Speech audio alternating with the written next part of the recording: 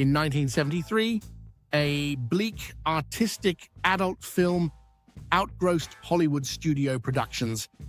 It was born from equal parts French existentialism, leftover deep-throat money, and an old apple packing plant in rural Pennsylvania. It's also the kind of movie that would never get made today. A genre feature pitched as a Jean-Paul Sartre riff with a title stolen from a 1941 Hollywood screwball comedy. A film whose early bathroom scene was praised by Roger Ebert as being good enough for any legitimate theatrical feature, and whose ending is so cruel and philosophically tight, it feels like it wandered in from an off-Broadway black box theater. That film was The Devil in Miss Jones. Yet it didn't come from a studio or some European art house enclave.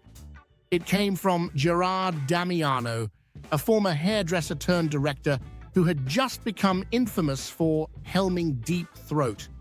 Fresh off that film's staggering box office haul and legal quagmire, Damiano suddenly had enough money and leverage to do something substantially more highbrow. And the story of how it was made is much stranger than even the film's depressing, libido-poisoned vision of hell. In 1972, Damiano was a powerful figure in the early industry. Deep Throat had turned him into a symbol of porno chic, even if most of the profits went to shady distributors, and he was determined not to become a one-joke director. According to retrospectives and numerous interviews, Damiano believed that adult films were structurally boring and needed a narrative to be truly effective. So, for the next film, he aimed for high concept. He turned to Jean-Paul Sartre. He used the metaphysical structure of no exit, the trapped souls, the bureaucratic afterlife, the slow-burning dread, but replaced the philosophical dialogue with a journey into sexual obsession, signaling that although this was an adult feature, it was also cinema. Then we have Georgina Spelvin. At 36, she wasn't an established industry performer by any means. She was a veteran Broadway dancer with an absurdly long resume, but she was still a struggling artist, needing to take any paying gigs to make her way. For Devil, she had originally signed on to run the commissary for the production, i.e., she was in charge of the catering to feed the cast and crew. Originally, the lead role of Justine Jones had been assigned to Sue Flacken. However, she had to withdraw a day or two before filming due to an impacted wisdom tooth. During this last-minute scramble, Spelvin, who had been asked to read lines with an actor auditioning for the film, had stuck in the mind of director Damiano. Impressed by her performance, he offered her the lead role. Essentially, it was low-budget cinema at its most intimate and daring, a handful of actors, a director trying to transcend the genre, and an entire production held together by the nuts and bolts ethos of everyone mucking in to get it made. Contrary to what you might think while watching the movie, most of it is filmed outside of New York. Damiano and crew instead decamped to a converted apple packing plant in Milanville, Pennsylvania. Inside, they built minimalist sets such as Barker's bureaucratic afterlife office, the suffocating hell cell where Jones begs eternally for affection. Cinematographer João Fernandes, working under the alias Harry Flex, leaned into the limitations.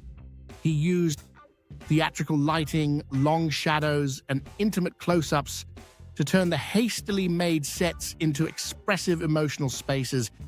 The result feels like a pornographic Bergman film or a morality play performed like a nightmare.